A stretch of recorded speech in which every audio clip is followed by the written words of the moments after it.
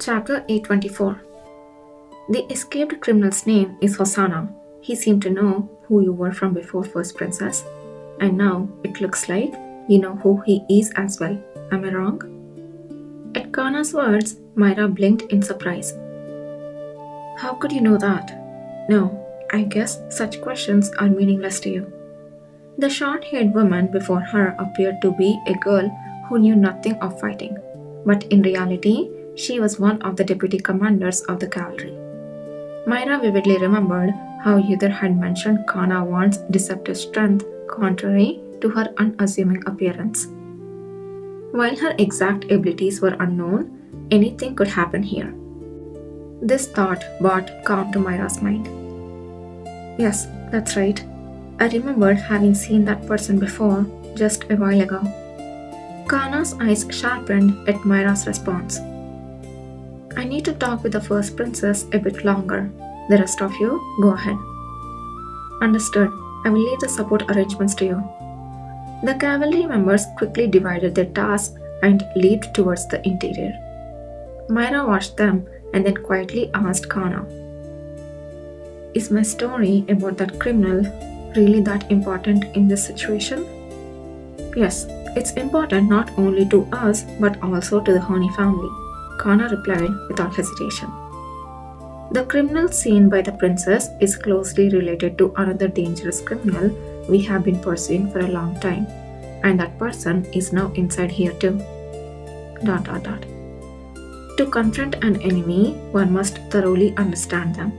Our commander has been constantly seeking information about these individuals, and now I believe I can obtain some answers from you, First Princess. But all I know is, weren't there some words spoken secretly to you by our commander at the funeral earlier? Do you remember? That was... Kana's eyes widened. Kana was right.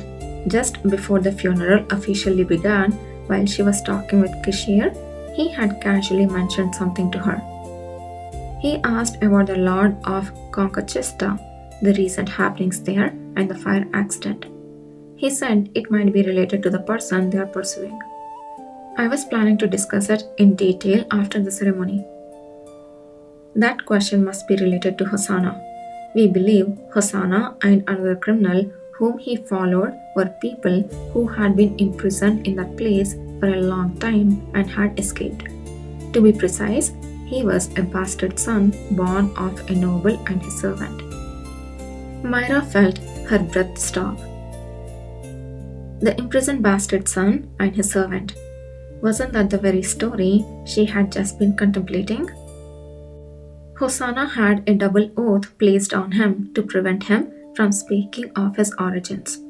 A powerful, illegal double oath. We couldn't get more information because of that, but we suspect that the place where they're confined is related to the Honey family. A double oath? Myra had never seen such an oath in person, but she knew the nobles often secretly obtained them for unspeakable secretive affairs. And she also knew how horrific the consequences could be. In preparation for any eventuality, I have placed an oath on him so he cannot even utter a word about the Honey family. No one can guess who he is. The nobleman from the distant past had said, driving Myra out with an indifferent face and voice. Suddenly, a chill ran down her spine, and Myra squeezed her eyes shut and then opened them again. The young man from the southern country, who, despite his limping leg, had started to run away as soon as he saw her. Thinking about his connection to today's funeral now seemed foolish. The fact that her father's forgotten bastard son was here and that the chapel's glass had shattered during the funeral felt like divine retribution upon the Honey ducal family. Kana was right. The information they were about to share would undoubtedly be important to both the Honey family and the cavalry. I'm beginning to believe that the criminals the cavalry is searching for are indeed the ones I know, Myra murmured with a pale face, clasping her hands tightly. Long ago, I learned that my father had a bastard son of southern descent. I don't know much, but every detail I remember matches exactly what you have said. Myra conveyed all she knew to Kana. She suppressed the reluctance and shame of voicing her family's disgrace deep within her heart. In return, she heard from Kana that a man named Nahan and the life he had led. He was practically a monster born from the sins committed by the Duke of Honey and those who knew yet did nothing to stop him. Hey, I don't think Nahan was a monster born. I think it suits more to Duke of Honey and the people who did not stop him. Had there ever been a day when she despised being born in Honey this much? After exchanging information, Myra turned without hesitation and ran towards where the Duke of Honey was.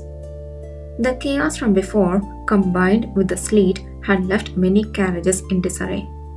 Among them, the Duke of Honey's carriage stood askew, its wheel off. The drenched servants and soldiers were in disarray, shouting until they spotted Myra and cried out in surprise.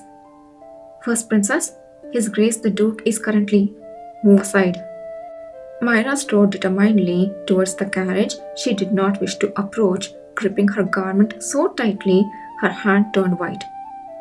By right, the Duke of Honey should have been responsible for any incidents at Ashra's funeral. Yet, the Duke was safely hidden inside the carriage while the cavalry and Duke Paleta struggled to manage the situation. Even this moment, spoiled by the sins that led to the birth of his other son, was his doing. As Myra pulled open the carriage door, a wave of hot air hit her. Inside, the Duke of Honey, his eyes downcast in boredom, and a half-naked woman atop him turned their heads with heated eyes. Ugh, gross. The woman was Lady Yellen, Ashra's mother, who had spent the ceremony shedding tears and wailing. Ah, these wretches. "How dare you, First Princess? Is this appropriate behavior at your son's funeral?" Before Lady Yellen could retort, Myra raised her hand with cold eyes. "Leave." Lady Yellen involuntarily shrank under Myra's gaze. For the first time, the first princess she had watched grow up seemed terrifying. Trying not to show her covering, she grumbled loudly, but her fearful eyes betrayed her. As Lady Yellen straightened her clothes and left, the Duke of Honey asked, "What is it? ... Do you plan to join forces with Paleta and try something? Father, do you remember that among your many children, there was a man born of a southern woman?" The question was sudden, but the Duke of Honey answered without fluster. "Well, I don't consider bastards as my children, and as of today, all my sons have perished and are in the arms of God." This fucker needs to be in the arms of God, or probably devil, getting roasted in the hot freaking oven in the hell. "I see. That man is here now. Do you have anything you would like to say to him?"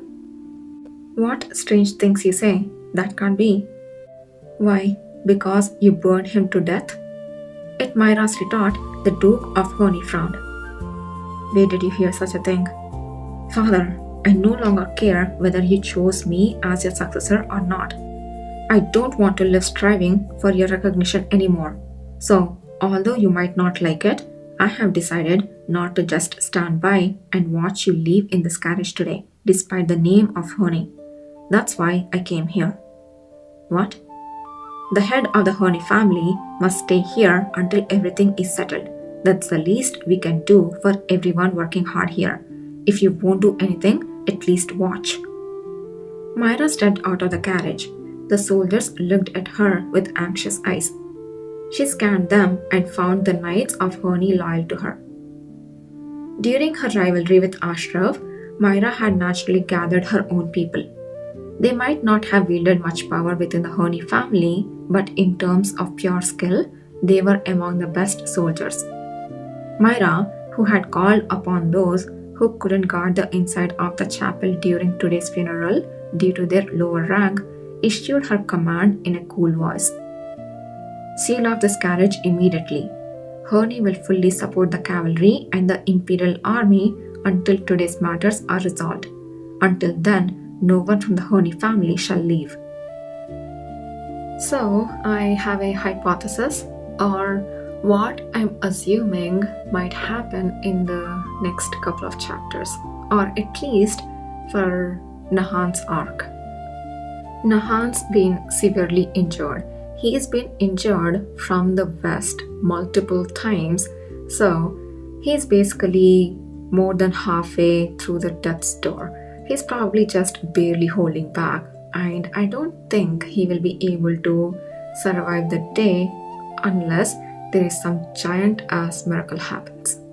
And I don't think that is going to happen. And I have this foreboding feeling that this would be his end. And based on his relationship with Hosanna, I think he might take his last breath in Hosanna's arms. I don't know if I'm trying to ship them or not. To be honest, I genuinely don't know their age differences and what their relationship is. But it can be non-romantic too, right? Because they were kind of together for a very, very long time. And it kind of gives Hosanna a closure too. And I think Myra will acknowledge Nahan as son of Honi and will also prepare a funeral for him along with Ashra. I have been kind of rooting for Nahan, not against the cavalry but against Sage for sure. And he is truly pitiful. I just keep thinking of what ifs. What if he just met Uther instead of this trash ass Sage? He might have been the forerunner for the cavalry. He might have been one of the deputy commanders and would have led everything, and he would have poured his heart, soul, and everything into building a strong cavalry. He would have trusted Uther. He would have had trusted comrades. He would have had a found family, friends, and everything. He would have had a bright future. I just feel so sad because he was manipulated. He was not inherently bad. He was just pitiful.